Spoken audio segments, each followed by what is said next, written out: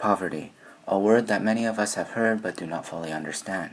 To most who watch this video, the true circumstances of poverty are almost incomprehensible. Malnutrition, unclean drinking water, and horrible sanitation are what the reality of poverty looks like. Yet, in the comfort of our own air-conditioned homes, we tend to forget that around 736 million people live like this in the world every single day. Of those 736 million, an estimated 33%, which is approximately 243 million, live in what is present-day Asia. This is rather shocking to most of us here because our image of Asia is usually one filled with huge towering skyscrapers, economic prosperity, and bustling megacities teeming with a vibrant culture. However, this depiction of Asia we see is often construed by media portrayal throughout society. The actuality of Asia's situation is much less impressive than our Western views make it out to be. Like most regions of the world today, it follows the same basic class structure. At the top are the rich and wealthy, owners of big businesses and positions of power. In the middle is a class full of skilled working people in various professions. Then there are the poor, who must claw their way through the scraps that are available to them. Comparatively, the poor outnumber the rich enormously, with the wealth gap in Asian countries among some of the highest in the world. That is why we here at Project World Asia, though through a Western perspective, would like to analyze the poverty problem that hampers Asia today by using factual information, like cross-reference statistics obtained through various authorities and world organizations like the World Bank and International Monetary Fund. Although Asia is lauded globally for its rapid economic growth over recent decades, with its lifting of 1.1 billion people out of extreme poverty since 1990, the region continues to have the largest number of poor people in the world. As aforementioned, around 33% of roughly 736 million impoverished people on our Earth live in Asia. That, to put it into perspective, is nearly 75% of the total current population in the United States, or nearly 6.5 times the current population size of Canada. Keeping this number in mind, it is crucial to identify the where, when, and what of the situation. In terms of where, it is difficult since the circumstances of poverty throughout Asia changes per the given area of interest. The circumstance in more urbanized countries with a Western influence like South Korea will be different from the bigger industrialized countries like China. Likewise, the poverty of third world countries in Asia, like Bangladesh or Myanmar, are also different in comparison to the aforementioned nations. However, it's safe to say that no matter the specific area, poverty is a recurring problem that affects all of Asia. Another tough factor to look at is the when. It, like the where, is affected by circumstantial factors, such as when the country gained independence or when industrialization commenced. Also, poverty is not a problem that immediately occurs. Rather, it builds up over time to the magnitude of concern it has presently. Thus, the when is relative to the situation. The what of poverty is a bit more clear-cut, but not by much. The poverty is usually associated with non-industrialized regions, where the average income is lower than $190 a day, $3.20 if you use the higher income standard. Poverty is also connected to things like extreme social divisions and systemic corruption within a society. However, these factors vary depending on the particular case. Poverty's definition is also juggled around frequently. As stated by World Vision Canada, essentially, poverty refers to lacking enough resources to provide the necessities of life: food, clean water, shelter, and clothing. The income threshold is another thing that defines who's impoverished and who isn't. However, it too also varies. For the sake of simplicity, we will be using the World Bank's international standards since they're accepted worldwide. However, that is not to say that we will analyze poverty in every Asian country. Various Asian countries, namely those in the Middle East, will not be discussed in this video due to their stark differences with what we normally perceive as Asian, and the sheer number of causes behind poverty in these countries. Countries such as the stands like Pakistan or Afghanistan, Turkey, Armenia, Azerbaijan, Georgia, and Russia are affected by so many political and socioeconomic causes that, when investigated in detail, we would be able to make an entire video about them on their own. For the purposes of raising awareness about these issues, then we would believe that it would be unwise, even unethical, to oversimplify the situation there, since doing so may present a distorted view of what reality really is. In this video, then, we will be focusing our attention on the Eastern Asian countries only. In order to analyze the poverty problem in those nations, we must conduct decisive country-by-country analysis as the situation varies given the specific area. However, to make things more understandable, we will be using globally recognized classifications.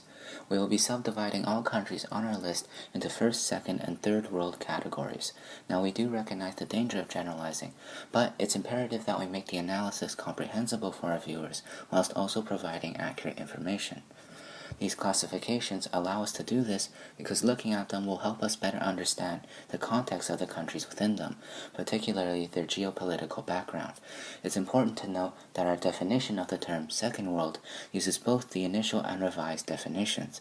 Therefore, countries in an economic situation between the First and Third World, or with either previous or current Soviet-influenced one-party systems will be included.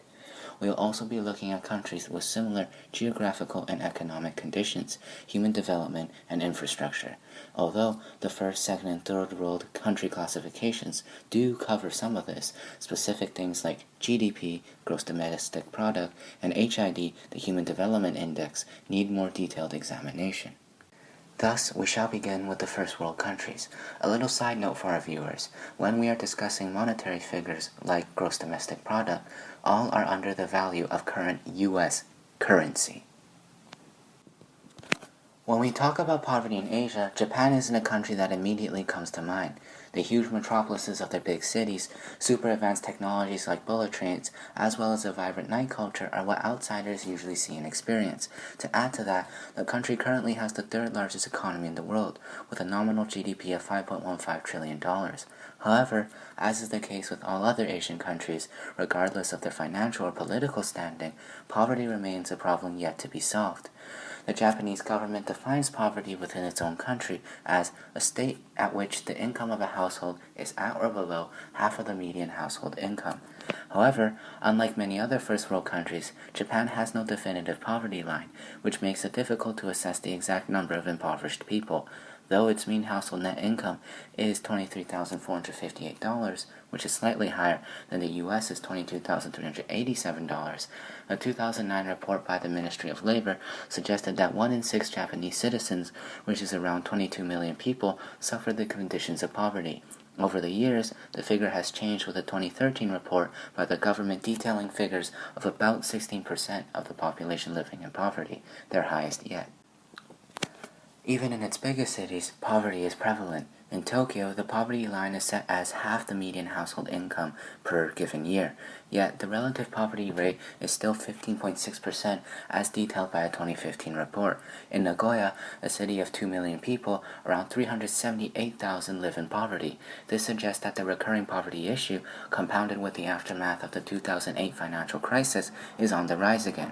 Poverty is especially problematic within certain social groups, including that of single mothers, the handicapped, and elderly, as those three receive the most welfare payment out of all, as it's difficult for these groups to be part of the workforce. Japan also has one of the worst child poverty rates in the developed world, with a UNICEF report in 2016 ranking it 34th out of 41 industrialized countries. According to Japan's health ministry, as of May 2017, 16% of Japanese children live below the poverty line. What's alarming is that only 200,000 of that 16% receive any child support welfare at all, outlining the failure of the government to contain the issue. In comparison to other developed nations, it's an appalling number. Another alarming thing is the simple lack of reports and statistics available to the general public. In terms of actually following the poverty problem in Japan, the OECD is the most accurate. A 2011 report stated that Japan's poverty rate was about 15.7% above many OECD member states like Slovakia or Poland, who have less resources and technological development. Japan also has one of the highest poverty growth rates, as it increases by 1.38% each year since 1985. Only the U.S. is with 1.78%. From all of this, we can see that the truth behind poverty in Japan is very, very ugly. But, as The Economist states, poverty in Japan is rarely visible. The poor tend to hide in the shadows, cloaked by what appears to be economic prosperity throughout the country. The reality, however, is that Japan's poverty rates are increasing at a worrying speed, with around 20 million of its people living in impoverished conditions since 2007. Japanese citizens themselves are often dumbfounded at these figures, horrified that so many of their fellow countrymen live in such states. Why? Because as of recent press releases, the Japanese government has admitted to keeping poverty statistics hidden since 1998. By denying its existence, the political system in Japan hoped to keep attention off this problem, and thus media coverage relatively low. And it's not only the government that tries to refuse poverty's actuality. According to a recent field study, 80% of Japan's impoverished don't admit to being impoverished, stating that they are the working poor. And it's this working poor, fueled by years of competition with China and a low-income labor market, that really drives poverty within Japan, alongside its government's failure to keep up-to-date records and provide the necessary support. Another nation that isn't often brought up in this conversation is South Korea. Although a rather underdeveloped country back in the 20th century, a remarkable economic explosion driven by high-tech industries like Samsung and the Hallyu Wave vaulted South Korea up to the position of the 12th richest country in the world, according to its 1.63 trillion nominal GDP. However, despite its rapid industrialization, poverty still continues to be an issue the country battles. In 2018, the data from a 2013 study and 2018 study using the Child Deprivation Index shows that 10% of the child population lives in poverty. This compares to the 15% of the South Korean population that is estimated to be living in poverty. However, the majority of South Koreans living in poverty are seniors, people that are over the age of 65. Studies show that almost half of all senior citizens live in poverty in South Korea, a super high percentage for an OECD member state. Senior citizens lack social protection from the government, and many elderly people require expensive health care. Poverty is also high in rural areas, as limited job opportunities hamper the countryside populace. For South Korea, it's important to continue to grow economically and use its capital wisely on the people, in particular senior citizens and rural populations, in order to further reduce poverty rates.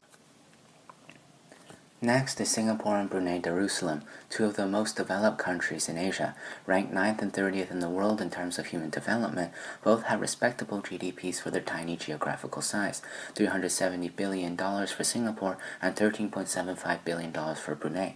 Often considered ridiculously wealthy, the two nations are revered for their explosive economic growth over the years, shining examples of what sustainable economic pathways can result in. All that being said, it seems that poverty isn't a huge issue within these two pots of wealth. It is true that poverty doesn't seem like a massive problem, however, it's still a pressing issue within both nations. To put some simple stats into play, poverty in Singapore increased by 43.45% over the period of 2012 to 2015, with the elderly affected the most by a 74% increase.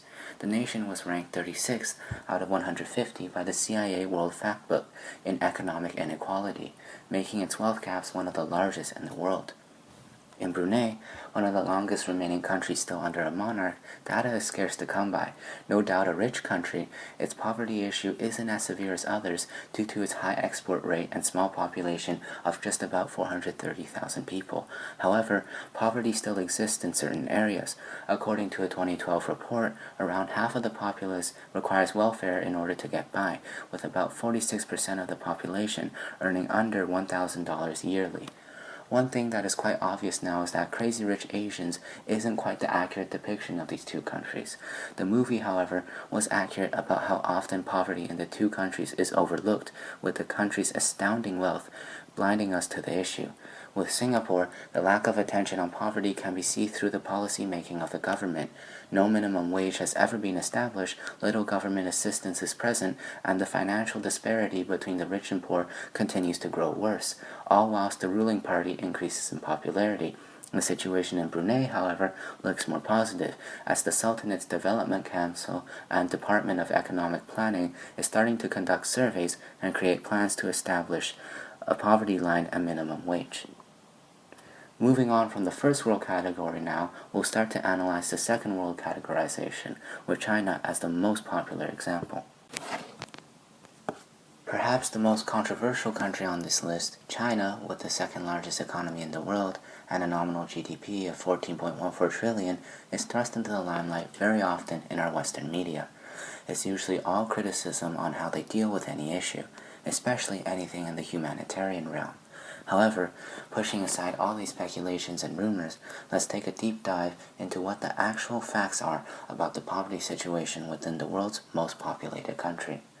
According to the World Bank, 0.5% of China's population in 2016 lived under the international poverty line of $1.90 per day.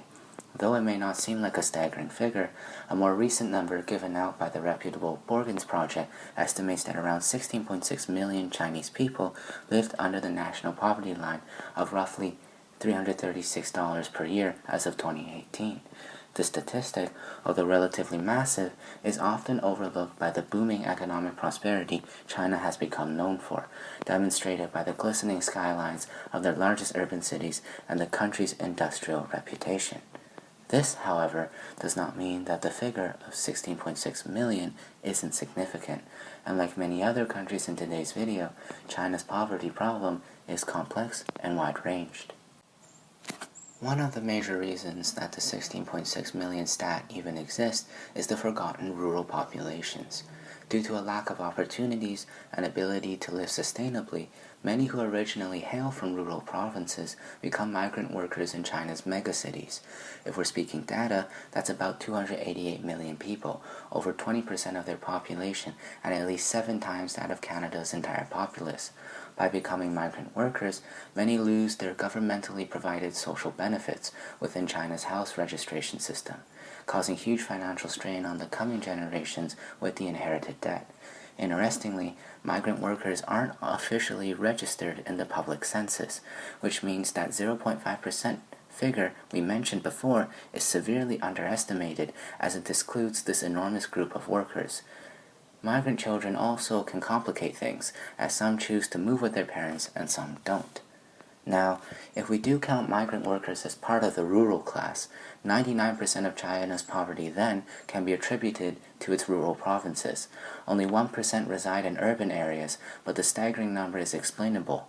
Even though 93% of the rural population is fit to work, their lack of adequate education results in quality jobs being nearly impossible to find. As a result, most rural people focus on agriculture, which unfortunately isn't one of the answers capable of resolving poverty in China. Geography is the other major reason why China's poverty situation in data looks quite worrying. In particular, the close relationship between geography and language, as well as ethnic groups, is a big factor in why certain areas within China's massive landmass are impoverished. According to the government, about 91.5% of Chinese people are Han Chinese and inhabit the majority of China's well-known cities. This means that standardized Mandarin is the most common language spoken amongst the higher classes of society. The remaining 8.5% belong to the minority of 55 ethnic groups, accounting for the majority of the rural population, with around 30% unable to speak Mandarin, migrant workers included. This, compounded with their lack of social networks and inability to afford the city's high housing prices, leaves most in the worst conditions that the country has to offer. However, the future does look very bright with a good foundation to go off of. China's poverty alleviation campaign stands out as one of the most successful in human history. In a matter of decades, hundreds of millions of lives were improved drastically thanks to the government's careful jurisdictional management. Despite this, the road to eradicate poverty by 2020, as proposed by China's government, is still a very long one. As the Borgens Project states, the main issue lies in the fact that poverty no longer settles in one particular region, but rather is equally distributed throughout the nation. This makes it extremely difficult for the government to make a focused effort on poverty reduction. On the contrary, there are 3 potential solutions to help resolve poverty in China. The first solution is to reform the housing system to support domestic migration. The second one focused on allowing farmers to own the land they work in order to improve farm yield. Finally, external sources could invest in foreign aid focused on developing rural sectors and providing high-quality education, with standardized Mandarin being taught throughout the country. Moving on, we come to Vietnam, one of the fastest growing countries in modern-day Asia. The country has experienced tremendous development in all sectors of society, whether economic or social. Consistently ranked in the fastest growing states of our time, it currently ranks 44th in global nominal GDP with around $262 billion in capital and a population size of around 98 million people. Contrary to its fast road to fully developed status, Vietnam is still a country deeply rooted in agriculturally based economics, with 30% of the nation's exports coming from crops and produce. This causes an economic outlook that currently looks limited and needs reform. And though the rate of poverty has decreased by an impressive 75% over the past few decades, the challenges of poverty haven't gone away. Around 9 million people in Vietnam still live under the national poverty line of $2 per day, and according to the UN, 50% are from ethnic minorities. Like China, rural poverty is the major problem fueled by a lack of education, isolating geography in rural provinces, lack of human capital, and discrimination against minorities and women. But it does seem that Vietnam and its government is going in the right direction, with structural development plans like the SETS program and increasing foreign investment driving its fight against poverty. Maintaining the current pace of economic development is also crucial. However, this growth must be equitable, with the inclusion of all regions and peoples in Vietnam's collective effort to strive for its developed nation status. Laos is next, and it's safe to say that it is not on the same page as its fellow second-world neighbors, as the poverty in the country is among some of the worst in the world, with just a population of about 7 million people and a nominal GDP of around $18 billion. 90% of the overall populace lives off of just $1.25 a day, which is below even the international poverty line of $1.90 a day. However, when considering the nation's past, the horrific conditions that about 1.4 million impoverished people in Laos go through become more understandable. Holding the title for the country with the most unexploded bombs in Asia due to World War II, the farmers of this largely agricultural country risk their lives every single day just to get by. Its government's historical instability has also allowed widespread corruption to ravage the country, building up an enormous national debt. Although its reported GDP sees constant growth each coming year, the large majority of profits remain in the pockets of the elite, only driving the margins of inequality the country faces even further. And what does this result in? 60% of Laotian children are malnourished, 4,000 villages lack education, and 2/3 of Laotian households lack adequate food supply. The reality is dire. Poverty runs rampant in the country, whilst the social divisions between the rich and poor only grow greater. However, one must look positively. Despite being one of the poorest countries in the world today, 500,000 Laotians have been lifted out of poverty. And if the nation can continue building strong connections with countries like the US, the future just may look a little more reassuring for the quarter of Laotians living in poverty. Last but not least, we'll look at the third world classification, perhaps the most well-known country category of the world. The prominent island nations of Asia, Indonesia and the Philippines are seen as some of the fastest growing nations of Asia's southeast region. Both have made massive cuts to their overall poverty rate in recent decades and are well on the way to developed nation status.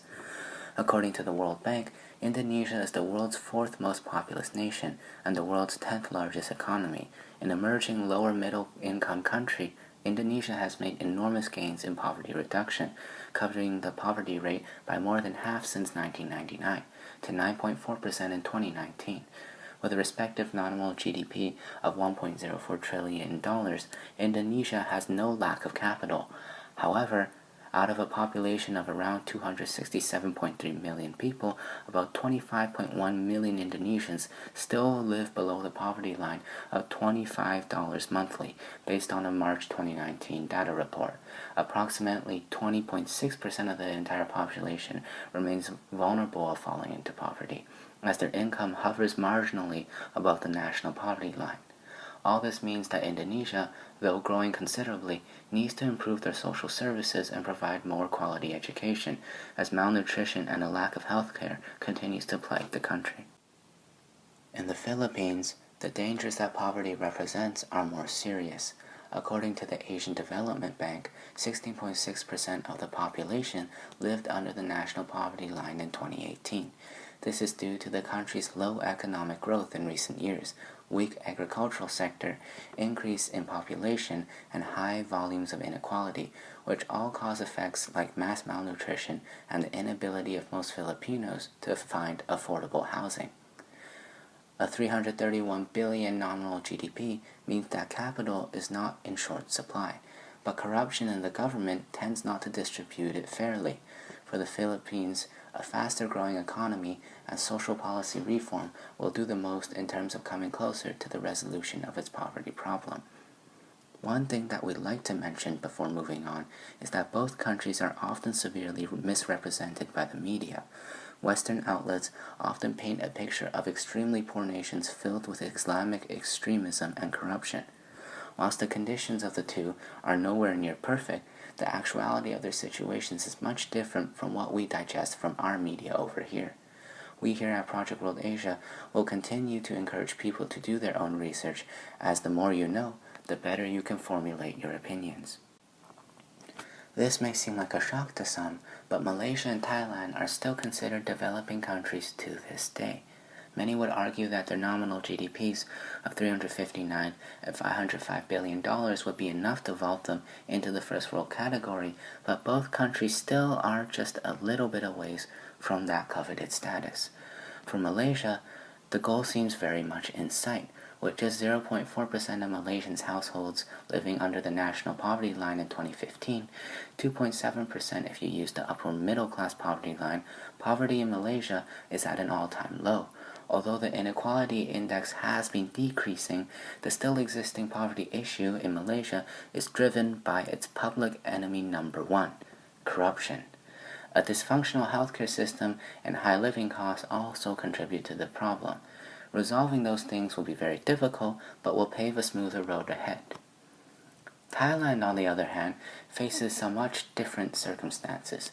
A recent increase in poverty, up to 9.8% of its total population in 2018, noted by the World Bank, has raised alarms and urgency to fix some of the factors contributing to it. As the increase was widespread geographically, things like a relatively slower economic growth in recent years and underdeveloped rural areas are attributed to the increase in the poverty rate. The social divisions are another reason, as it, combined with the previous two, have created a rather faltering pace of growth for Thailand, one that needs to become stronger if the country ever wishes to reach its goals of increased poverty reduction. Next on our list is Bangladesh, a small but vibrant country and one of the fastest growing in Asia today. With a nominal GDP of about $274 billion, the increase in capital has allowed the country to reduce its poverty rate to just 13.8%, below the international threshold in 2017. But despite its sustainable industrial and economic growth, a lack of infrastructural development and insufficient investments have caused troubles with its goal of further reducing its poverty rates, which still leaves 22 million Bangladeshis impoverished. However, if the country starts implementing structural reforms and expanding investments in human capital, like more women in the workforce, the World Bank predicts that the poverty rate should continue to go down. Next, we come to India, who is still considered one of the world's poorest countries to this day despite its industrialization, with 261 million people, according to the World Bank, living under the poverty line. And although it has brought the percentage of people living in poverty down from 70% in the 1940s to 21% presently, it is still home to the world's biggest slums, and with a fast-growing population of lower and middle-class citizens, it seems that it is not possible for India to eliminate poverty anytime soon.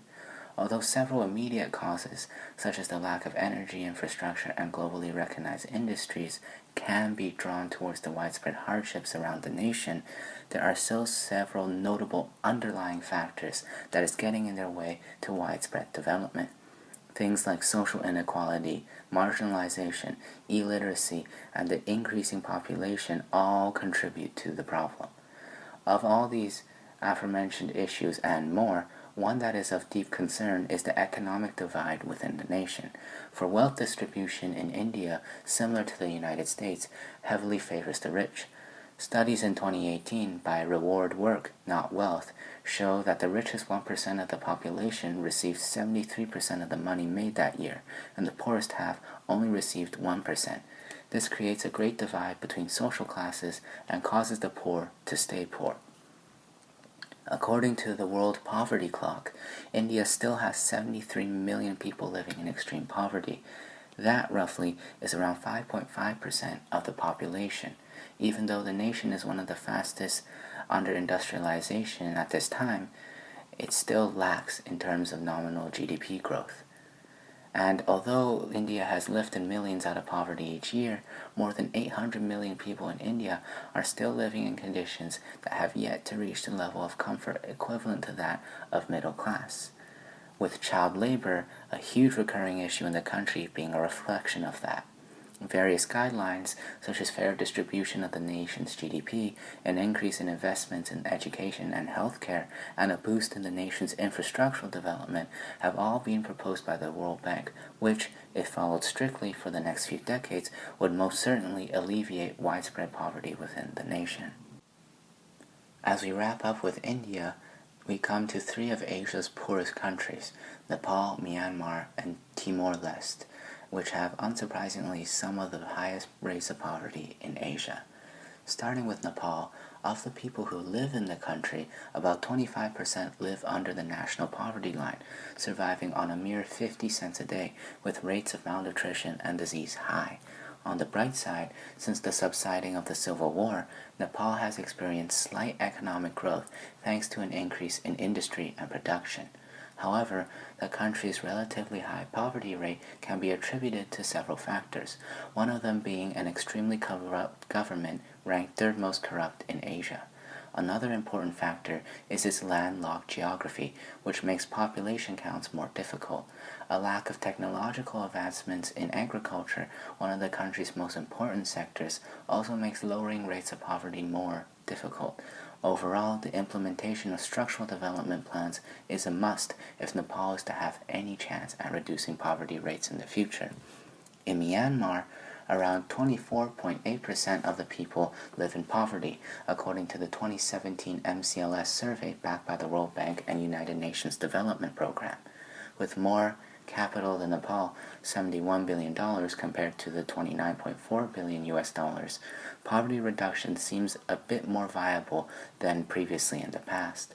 Poverty in Myanmar, however, is complicated by geography, as rural poverty rates are 2.7 times higher than that of urban poverty rates. With a nearly 50% reduction from 2005 to 2017, the situation does look bright, but the vulnerability for many to still fall into poverty remains, as despite Myanmar's economic growth, a lack of education and funding continues. Timor-Leste is a unique situation. As one of the lesser-known Asian countries to date, about 42% of its population is currently under the national poverty line. With a small nominal GDP of $2.58 billion, human capital investment remains a key issue in the country's constant fight against reducing poverty. However, its tiny human population of just 1.3 million may just compensate for the lack of state funding, as recent economic progress has improved living standard and lifted 7% of the overall populace out of poverty. Keeping the importance of their environment in mind, the young country must effectively use its available capital, as inducing private sector growth will be essential to its future generations and goal of poverty rate reduction. With all three nations, one common theme can be seen: a relative lack of capital in comparison to the more economically developed countries of Asia. Therefore, very meticulous government spending and capital management will be the determining factor of whether or not poverty rates continue to go down or do the opposite. One of the few constitutional monarchies still existing in Asia today, Cambodia is a country brimming with cultural richness, using it as one of its major industries in tourism, driving its economy forward. The country has done well to reduce its poverty rates from 47.8% in 2007 to 13.5% of its total population in 2015. However, the cushion between impoverished and almost impoverished within the country is as thin as ice, with 4.5 of its 16.3 million people under risk, with at least 90% living in rural areas. For Cambodia to continue along its path of poverty alleviation, significant improvements to its quality of healthcare and education must be made. As though it lacks no economic capital, its human capital remains one of the lowest in all of Asia. Infrastructural development, diversification of the economy, and more tech development would also help in the bigger picture. Like Cambodia, Bhutan is also a constitutional monarchy. Known for its Buddhist affluence and customs, the small country has a nominal GDP of just $2.54 billion, given that its population is just 755,000 strong. In terms of poverty, about 8.2% of its population as of 2017 lives below the national poverty line, with around 90% of that number belonging to rural areas. Geography is the major contributor to the issue, as the unforgiving Himalayan mountainscape often is plagued by various natural disasters, which cause widespread damage to infrastructure and key economic offices. Also, like the majority of other Asian countries, a lack of quality education and affordable public services can cause a vicious and repetitive cycle of poverty. Bhutan also faces a problem with job prospects, as many have very little opportunity to obtain a sustainable job. Like Cambodia, Bhutan must develop more economically and socially before poverty rate reduction can be seriously considered. Perhaps one of the most special cases we look at is in Mongolia. A nominal GDP of $13.1 billion and population of just 3.17 million people make for a rather interesting study. Despite robust economic growth in the last few decades, Mongolia's poverty rate is still about 28.4% of the total populace as of 2018. Intriguingly, poverty in rural areas has seen more decrease than that of urban areas. This fact is unique only to Mongolia itself, as the niche is usually that urban areas reduce rates much faster than rural areas. Its causation is still up for debate, but the World Bank and the Mongolian National Statistics Office believe that this could be a result of wage stagnation in urban areas. Poverty is also surprisingly concentrated in urban areas, as around 6 out of 10 impoverished Mongolians live in urban towns or cities. For Mongolia to turn this situation around, increasing the number of employment opportunities for its ever-increasing number of young workers, as well as providing better public services and making the workplace more equitable for both men and women are long-term solutions proposed by the World Bank in its poverty reduction efforts. Often perceived as a tourist paradise, the Maldives, although sunny and lively, struggles too with poverty. With a nominal GDP of $5.32 billion and a population of just 516,000 people, economic capital seems to be not too much of an issue. According to the Asian Development Bank, around 8.2% of its population in 2016 lived under the national poverty line. Consistent economic growth of about 7% and a focus on infrastructural development has allowed the island nation to keep its poverty rates relatively low. Its now flourishing economy is primarily driven by the service industry, as tourism within the region is the hot topic. This creates plenty of quality jobs for aspiring workers and generates more growth as the industry continues to expand. On the other side, having a minimally diverse economy could hurt the Maldives in the long term, as combined with the current population density issue in its capital city, job opportunities will be swallowed up quickly, leaving many without a reliable source of income. Thus, diversifying the economy and resolving the population density issue is very important if poverty rates are to continue downwards. All in all, we here at Project World Asia never like to mince words, but to put it bluntly, poverty is a disastrous epidemic that continues to ravage not only Asia but the entire world. It is a problem that cannot be solved without taking decisive action. The idea that more money equals no poverty is a complete lie, yet we will always try to have a positive outlook. Poverty isn't a problem that is impossible to solve, but it will take time and drastic changes to various policies, jurisdictions, and our daily habits.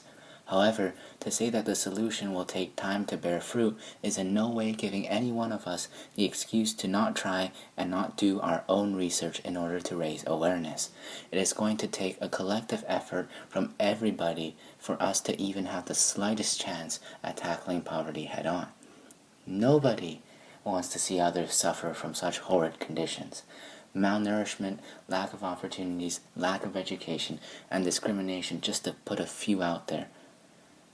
That being said, in what ways can countries in Asia strive towards the eradication of poverty? To resolve the problem with poverty in Asia is easier said than done. Despite the common belief that pouring more money into development equals the solution, the actuality of what it takes to resolve the issue is much deeper. ESCA's recently published Asia and the Pacific SDG Progress Report of 2019 pointed out that economic growth alone is not sufficient for poverty reduction. More so, what truly matters are the types of investments that the governments make with that money. Countries that have driven poverty reduction trends have been investing mainly in the people, through health provisions, education, and social protection. Good examples in the region include Mongolia, Vietnam, and Bhutan. The report shows that the total spending required to achieve these aims is well within reach for most governments.